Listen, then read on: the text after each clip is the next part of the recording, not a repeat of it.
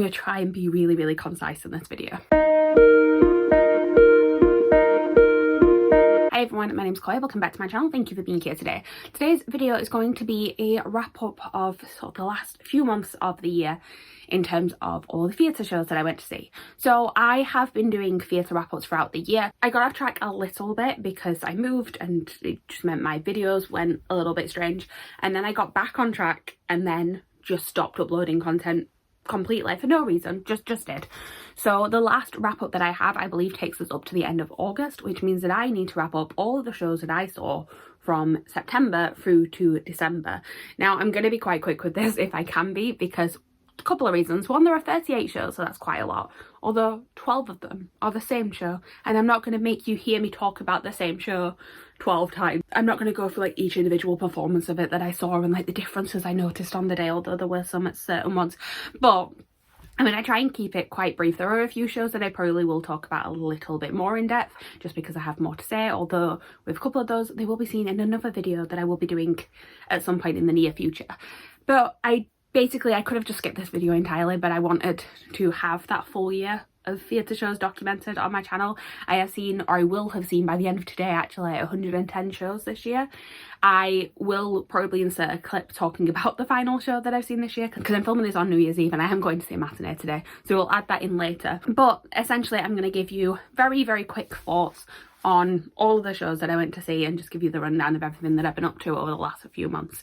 So without further ado, we're going to start off with a show that I actually really don't need to talk about too much, because I have already spoken about it on this channel. And again, this is one that you are going to hear me talk about more in depth in an upcoming video. But at the beginning of September, I went to go and see Oklahoma at the Wyndham's Theatre, and this was the 4th or 5th time that I've been to see it. Really, really enjoyed it. I did go and see the matinee on the last day performances, which is known as the Muck-Up Matinee, which is basically where they do like fun little things, little jokes and stuff like that. So it doesn't sort of spoil the overall experience, but if you've seen it before, you can definitely notice some of the slightly different things. And I did notice it with this. I actually completely forgot I was going to the Muck-Up Matinee until I got there. Had a great time. It was the first time I saw the curly that was in the show at the end of the cast, played by Sam Palladio. He was fantastic. Entire cast was fantastic.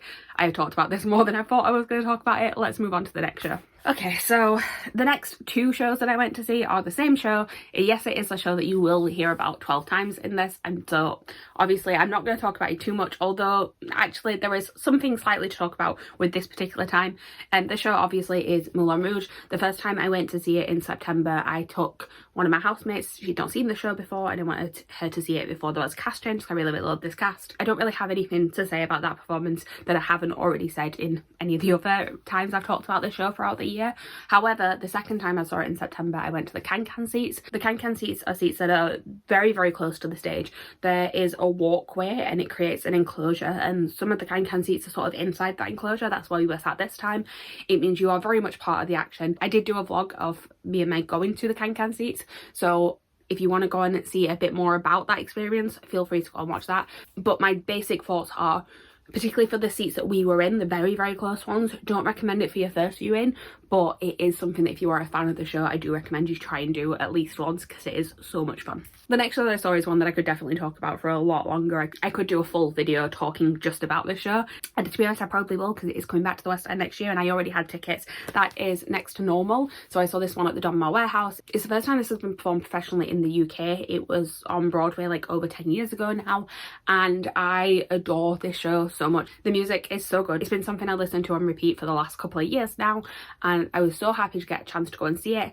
It deals with a lot of intense subjects. It basically talked about our main character Diana, who is struggling with her mental health and how that kind of affects all of her family around her as well. And like I said, I could talk for hours about how much I love the show. I've actually just realised this was the second time I saw it, so I have already talked about it in a previous video, so I am going to very quickly move on. But I will just say that the cast particularly were phenomenal.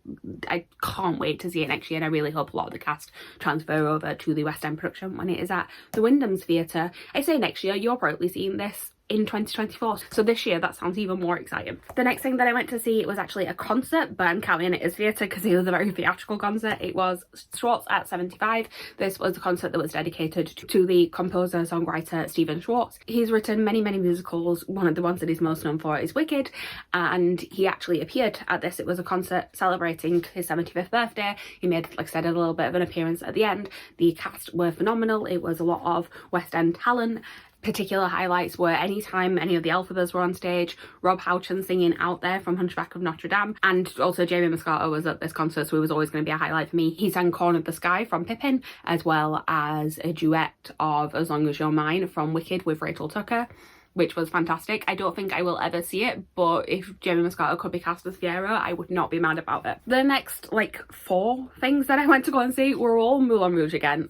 As I've said, I'm not going to give you specific things about this. I will say I went to the Can-Can seats again during this time. The first Can-Can seats I'd booked quite a while in advance. I booked them at the beginning of the year. These ones I actually managed to win in the lottery type thing that they do. They do something called Bohemian Seats every Friday. Have a look on their website to see the details of that, but I managed to get the Can-Can seats through that. It meant that they were a lot cheaper, and also it meant that they were slightly different Can-Can seats. So there are some that are in this enclosure I talked about. There are some that are kind of behind the walkway as well, so you're a little bit further away. We sat in those ones this time.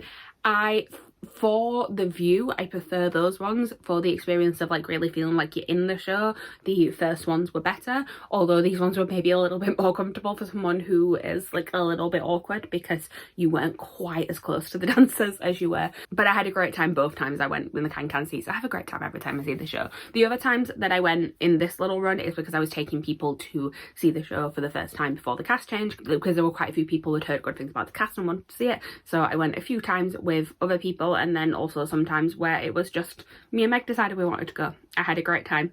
4 more times seeing Moulin Rouge. The next show that I went to see, I actually went to see with Meg, Jem and Lisa, and this was a kind of belated / early birthday for a lot of us.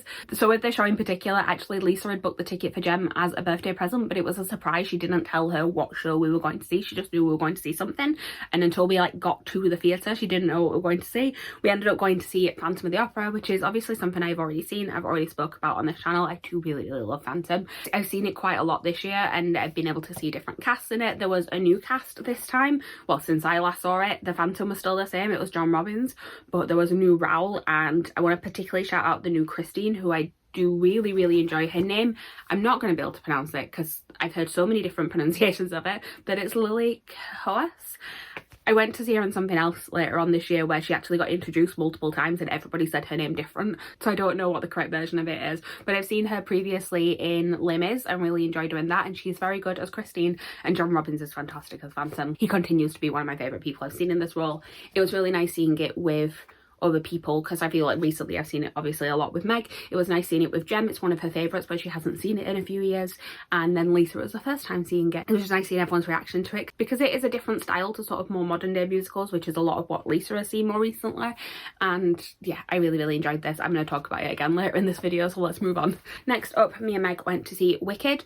I had seen this earlier on in the year twice, like in very quick succession, and then had not seen it for a while, but I'm glad that I went back and saw this year's cast again. Also seeing the current Elphaba for the first time, because when we went previously we had a cover on, so we got to see Alexia Kadim. We also saw Lucy St. Louis. Lucy St. Louis as Glinda. I love her so much. I've seen her in Phantom actually previously, and she was really good in that, and there is just something about her voice that I really enjoy listening to. I'm glad that I got to see her as Glinda again.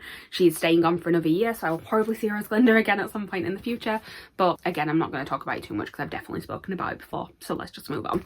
And now we get to the week of just pure ridiculousness, because I saw Moulin Rouge 6 times in 1 week. I'm just gonna put it out there. Basically, it was the last week of this current cast.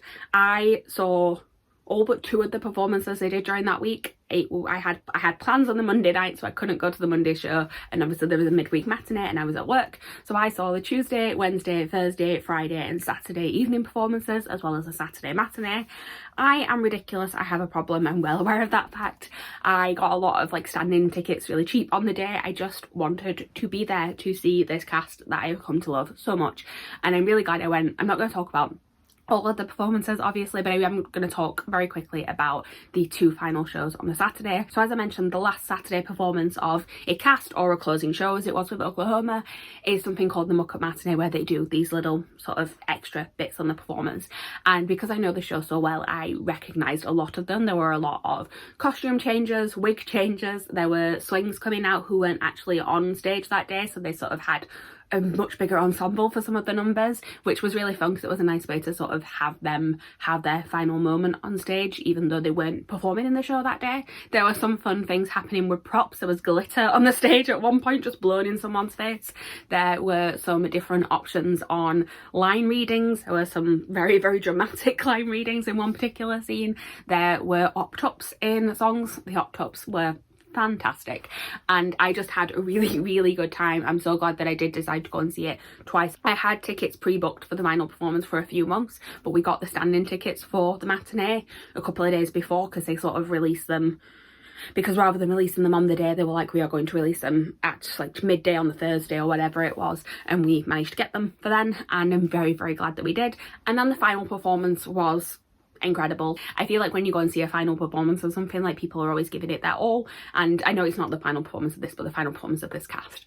I did talk about it a lot as this cast was finishing, as if it was closing, and I was like, no, it very much is not. I just have not seen it as much since this cast left, but we'll get to that in a minute. But yeah, I'm glad that I got to see this cast do their last performances. There was nice little speeches at the end as well. It was just a really good evening, and I'm so sad that I can't go and see this cast anymore. Next up, I actually don't have a programme to hold up for this, but I went to see Darren Criss in concert, which again, like, is a concert, but it still counts as a theatrical thing because he definitely sang some musical stuff. It's a strange experience when you've got a room full of people who sort of acknowledge that there is an author that they don't want to particularly engage with anymore, but also the guy on stage wrote a Harry Potter musical, and we're just going to separate it because that meant something very different, I feel, to the people in the crowd. And it was a great time to sing Gotta Get Back to Hogwarts with all the people at the Palladium, so we'd very much just separated it. But I like that they did reference that. I'm going off track here.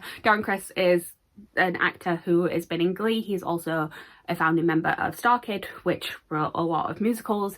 One of the most famous probably being a Harry Potter musical. He had other people from StarKid there as well. It was, like I said, a really fun time just sort of being in that room with people who clearly sort of grown up with this. Like, you could tell it was people who'd been there for a while. We're just like, I'm so excited to actually hear these songs live. I am going to say am because, like, I would say was, but if you talk to the people who live with me, they will tell you that it's very much still a thing. I'm a massive fan of Glee. I know that the show is ridiculous. I know that there are so many issues with it, but I am one of those really annoying people where a song will come on and I will go, oh, there was a version of this in Glee. It's just like embedded in my DNA. And Darren Criss, Blaine, was my favourite character in the show, so seeing him live, I actually saw him on the Glee tour many years ago, but seeing him live doing his own stuff, it was a great time. I'm very glad that I got to be there. The next thing that I went to see was something that had so much potential but sadly had some restrictions on how much it could do based on the space that it was in, which there is a whole story around this, and I'm going to point you in the direction of where to go and find that story. But first I'll tell you what the show is. It was Rebecca the musical. This is based on the book by Daphne du Maurier. Like I said, there is a long history of this show where there is a German version of it. I believe it's German, but it's been years of trying to get an English language version of this show put on, and there has been many failed productions of it mounted in both London and New York. And if you want to know the full story about the drama to do with all those productions getting cancelled, I would go and watch the documentary on Wait in the Wings channel. It's a longer video, it's like a full documentary about it, but it goes into all of the stuff to do with like the cons that happen with the money that to put on the show. It was insane. Like, seriously, I'm not going to try and sum it up, but it was insane.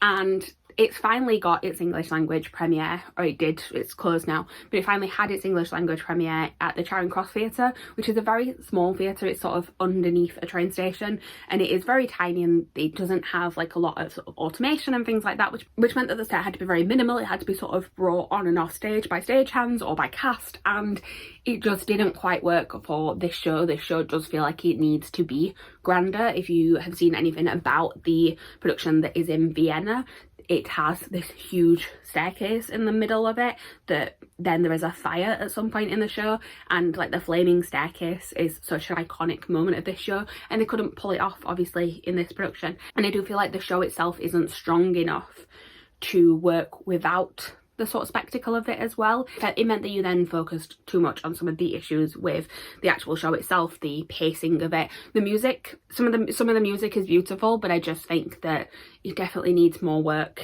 and it does need to be on a much bigger scale. But I'm glad I saw it, and I would go and see it again if it had a bigger production to kind of see if that did make me like it a bit more. Next up, one that I have already talked about in a previous video and I'm going to talk about again later in this video, so I'll try and be quick with it, but it is Guys and Dolls. It is the immersive production at the Bridge Theatre. Last time I went I did the stand-in tickets and it's one of my favourite things I've seen this year. Again, you will hear me talk about it in another video later on this month, but this time I went for the seated tickets. I will say I didn't enjoy the seated tickets quite as much. I will say if you are able to stand, I would recommend those tickets. If you're not able to stand, I would suggest going for the seated tickets. They're a little bit lower down. I was in the top tier and it did feel a lot more removed from it. Also, depending on what side you are sat on, because it's in the rounds, it does feel like they're playing more specifically to one side of the audience a lot of the time, and I was sat on the other side. So this wasn't my favourite time I saw this show, but I still really loved this production and I really love this cast, and I'm going to talk about it again momentarily. Then I went to go and see Cabaret. I've seen this 3 times now with 3 different casts. This time it was Jake Shears, and I'm going to have to look up the person playing Sally's name because I know she has 3 names and I'm pretty sure it's Rebecca Lucy Taylor, but I always feel like I'm getting them in the wrong order, so I'm just going to double check. It is Rebecca Lucy Taylor, I was correct. So this is the cast that is still currently in the show.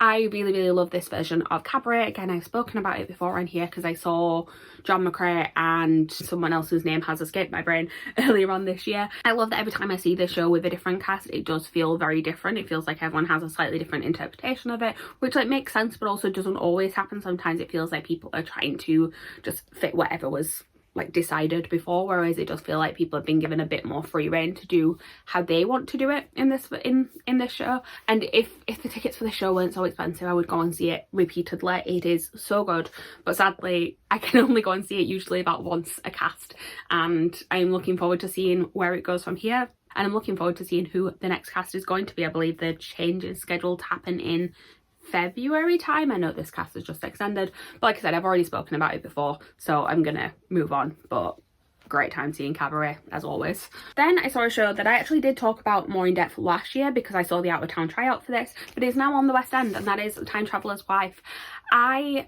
Like I said, did mention it last year. I definitely mentioned it in my favourite shows of last year video. I don't know if it was in my top 10 or if it was just an honourable mention.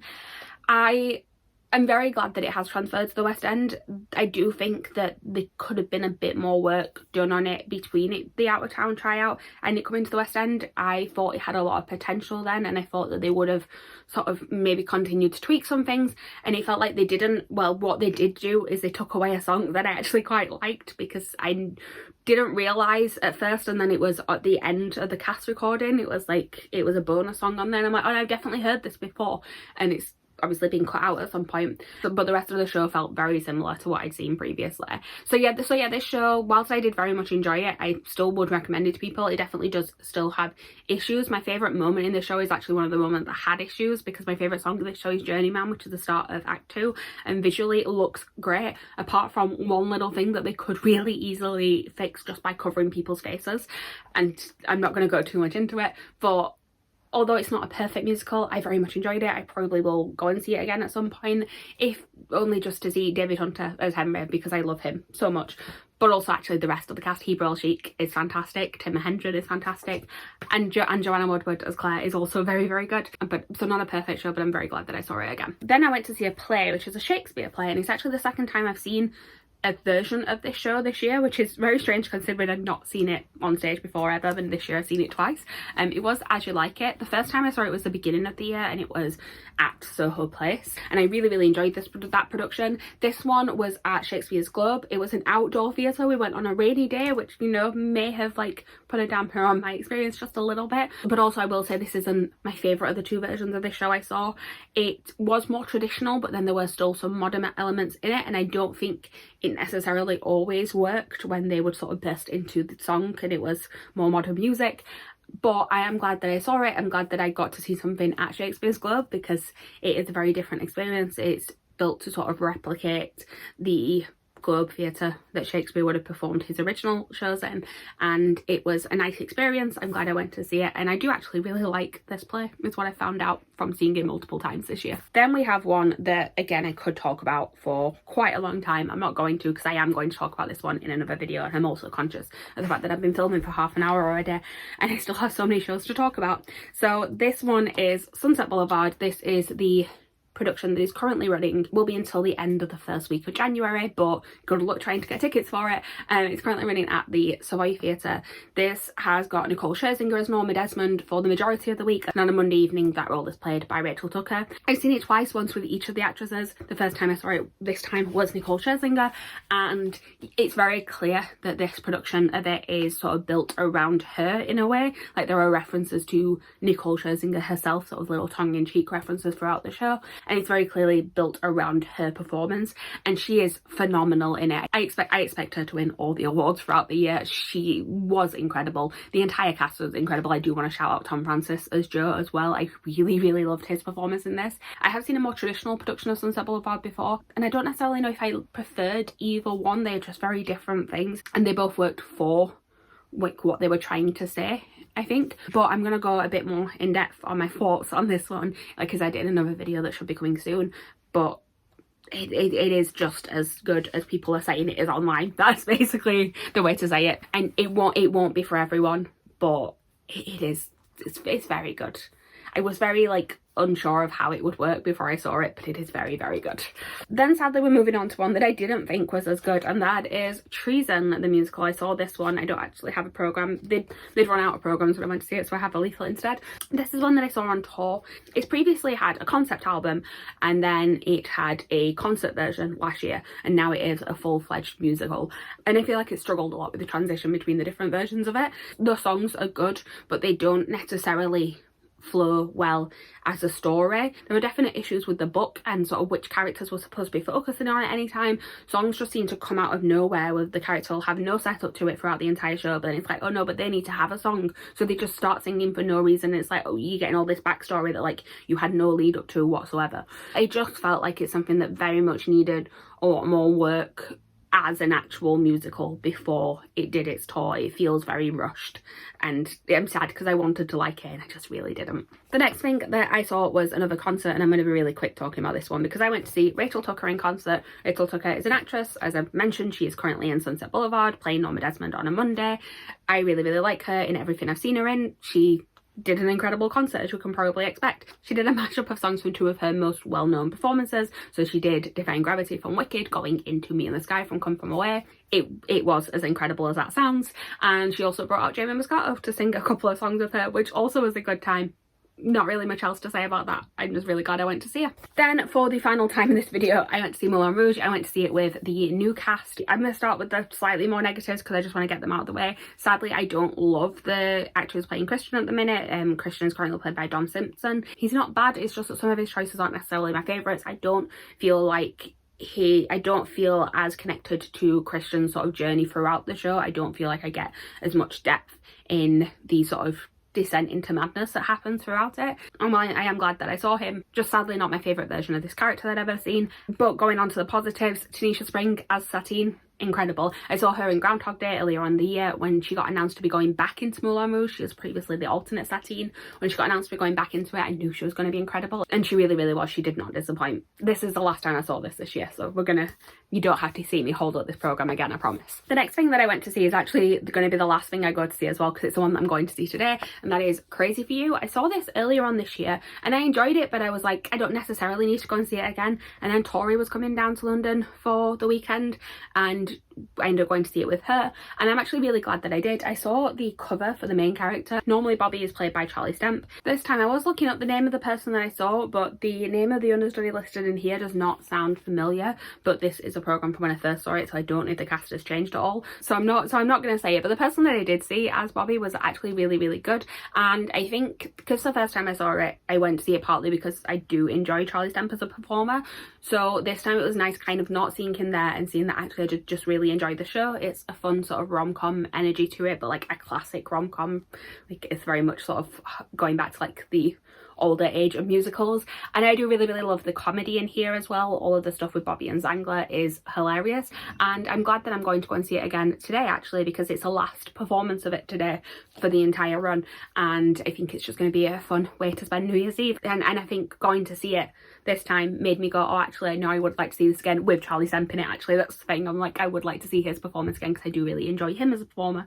So overall, just a really good show and a really good cast. Then the next show that I went to see, or went back to go and see was Sunset Boulevard again. Like I said, this time I went to see Rachel Tucker. There were some interesting moments where, like I said, because it was very clearly built up around Nicole Scherzinger's performance, there are some moments that don't quite work with Rachel Tucker. But overall, I really, really like Rachel Tucker's acting choices in particular. Like vocals, I knew she was going to be fantastic with, but her acting choices are very different to Nicole Scherzinger's. And I wouldn't say that I prefer either of them. I just really, really enjoy both of them for what they are. There are some little moments that they have changed to kind of make some of the jokes more about her. Like there is a picture of her as Elphaba at one point in the show, which is previously a picture of Nicole Scherzinger in the Pussycat Dolls, and it's interesting seeing how those work. Like I said, some of it doesn't. There's a young version of Norma who very much looks like Nicole Scherzinger and does not look like Rachel Tucker, but I'm glad that I saw both of them because they are both incredible for different reasons. Then I went back to see Guys and Dolls. This time I did the standing tickets again. We went on both mine and Meg's birthday, had a great time. I was determined to get one of the props because they hand out these papers as they're going around. I was determined to get one and I did, which made me incredibly happy. And yeah, not much else to say about this that I haven't already said. I do really recommend the standing tickets if you can do them. I feel like you've been slowly tilting in this video. I'm very, very sorry if the angle keeps like just slowly sliding, but at least I'm putting up a video. That's all that counts at the minute. Right, I'm so close to the end. The next show that I went to see, once again, was Phantom of the Opera. We did a 2-show day where we saw the 2 sort of longest running musicals on the West End. We saw Phantom for the matinee. Not much else to say that I haven't already said. Had a great time. And then for the evening, we went to see Les Miserables, which is the show that I've seen the most times. Only just now though, there was a moment where Moulin Rouge and Les Mis were equal. It is now in the lead again, and also with the cast that is in this at the minute, I will be going to see it again soon because Killian Donnelly has returned to the role of Valjean for a short period of time because the current Valjean has had to go and deal with an emergency. So Killian Donnelly is back for 12 weeks and I love him in this role so much. He's probably my favourite Valjean I've ever seen. Like, he's an actor that I really enjoy in everything I've seen him in, but there's something about his Valjean that is just so good. His version of Bring Him Home is incredible. I really want to go and see this again soon. I'm probably going to see it in the next couple of weeks. Then I went to another concert type thing, but again, very much a theatrical one because it is dedicated to the life of Stephen Sondheim. This is Sondheim's old friends. They did a gala performance of this last year, just like a one-off. It was televised. It was on BBC last Christmas, so actually last New Year's Eve. I remember watching it, and now it has a run in the West End. It's still got a few more weeks left of its run. The cast is incredible. It's led by Bernadette Peters and Lea Salonga. It's also got people like Bradley Jaden in there, Christina Lado. There are various people. These are just people I've seen in other shows, so I'm remembering their names, but the cast is stacked.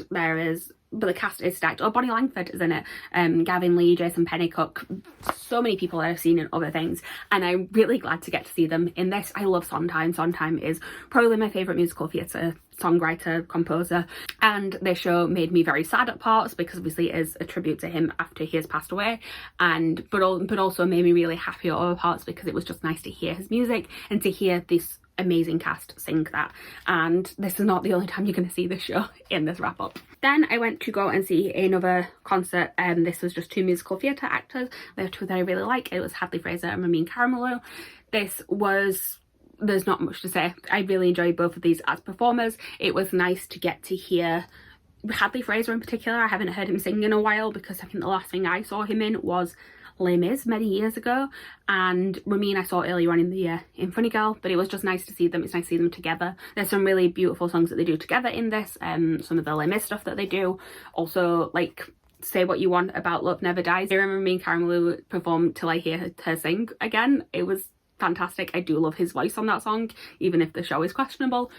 Very happy I went to see it. Then I went to see more Shakespeare, and being all like cultured this year apparently, I went to see King Lear, starring and directed by Kenneth Branagh. I wasn't sure what I would think of this because it's not one of Shakespeare's plays that I know that much about. I did enjoy it. I think the way I sort of described it when I came out is that it was exactly what I expected seeing Kenneth Branagh do Shakespeare would be. Like, he was very much hamming it up in the best possible way. It did feel at times like he was in a slightly different show to some of the other cast. Some of the other cast were incredible though. There was, oh, his first name's Corey, I can't remember his last name. Meg spent the entire show wondering if it was a guy who was in Queen Charlotte, the Bridgerton story, and it very much was. Corey Malcrist is his name. He was very, very good. I'm really glad that I went to see this. I don't really have too much else to say, so I'm going to move on. We are so close to the end now, and this is, funnily enough, one of my favourite things that I've seen this year, and it is called My Favourite Things. This was another concert dedicated to composers or songwriters. This was dedicated to Rosalind Hammerstein, and it had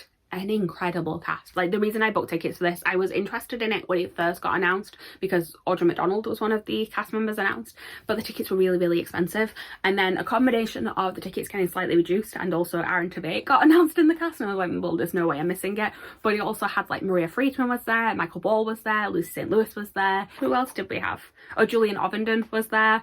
Patrick Wilson, Marisha Wallace. Like, the cast was incredible. And they did like a suite from each of Rodgers and Hammerstein's sort of big musicals. So they did a section of Oklahoma, they did Sound of Music, King and I, South Pacific, Cinderella, Carousel, and they also did a section that was sort of just a couple of songs from their lesser known shows. And it made me realise how much I actually do like a lot of Rodgers and Hammerstein stuff. I feel like some of the classic things I don't tend to like go to listen to that often, apart from sort of Oklahoma recently, because there's been a more modern version of it. But this made me realise that actually I do like a lot of this music, and like I said, the cast was incredible. And it's coming to the cinema in February, so if you would like to go and see it, there is an option for you there. And oh, I'm so glad that I ended up booking an afternoon off work to go and see it, because it was well worth it. Okay, we are very close to the end now. This is the last new show that I've seen this year. The other two that I have to talk about are ones that I've already seen. But this one is one that I actually didn't necessarily plan on ever seeing, because it just didn't feel like a show that I would enjoy, and then had a surprisingly good time when I went to see it. And that is Jersey Boys. So the actual reason I went to see it this time is that I know someone who's in the cast. Someone that I used to live with in halls at uni. It does musical theatre, and this is his West End debut. He is a swing on the show, so I kept an eye on when his performance dates were and was like, I need to go and see him at some point. It is closing like this week actually, so I knew that I definitely needed to go and see it in December.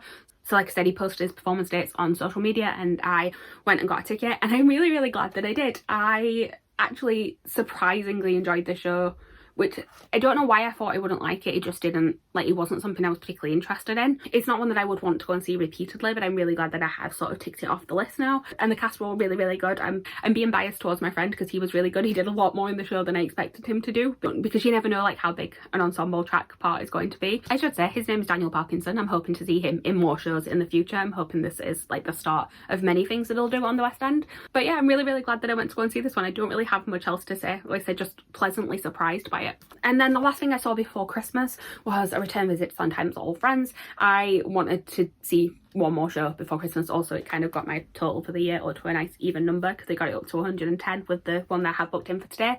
So I knew I wanted to go and see something else, and I was going by myself, and I was like, you know what, I just want to go and like be immersed in Stephen Sondheim music again, and I had a great time with it. I've already given you my thoughts earlier on, but I feel like this hit me in the feels even more the second time round. Partly probably because I was on my own, partly because I had a really good seat and I was really close. I got a rush ticket on the day and I was really close, and I could see like Bernadette Peters' face in particular. Like, she looked so sad throughout parts of it, and I don't know if she was just like acting really well, or if it is because she was good friends with Stephen Sondheim and she's like just gets that upset every night doing it, because she just looked so like heartbroken, and it really got to me. And I'm so glad that I went to see this again. I'm actually very tempted to go and see it once more before the end of the run, but that is a thing for next year, or this year because you're watching it in 2024. I've already said that. And then the last show that I am going to see today, as I said, is Crazy for You. I'm going to insert a very quick clip here just telling you any of my thoughts, because it is said the last performance of this cast, so I expect it to be a really good run. Here we go. I feel like I look slightly more bedraggled than I did this morning because I got caught in the rain on the way back, but I've just got back from seeing Crazy for You. I don't really have much extra to add than like when I talked about it earlier on in the video. It was very good to see it one last time. I was glad that I got to see Charlie Stemp in it again. As I've already mentioned earlier, there were some fun moments where no one seemed to be able to catch anything that they were supposed to catch throughout the show. It's like, it's your last performance, surely you can get it right by now. But no, I had a good time.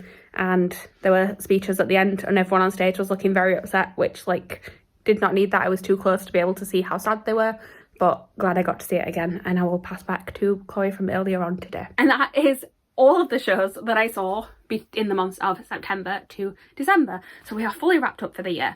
As I mentioned multiple times throughout this video, there is going to be another video coming up where you can probably guess it's going to be me talking about my favourite shows of the year. I have managed to narrow it down. I am quite like happy with my list of favourite shows for this year.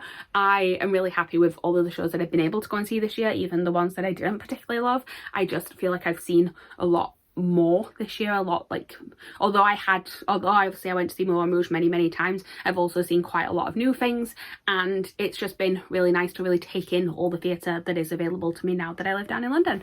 So that is everything. Please like, comment, subscribe, all that good stuff down below. Let me know if there are any shows that you've seen recently that you really loved, and I will see you guys soon with a new video. Bye.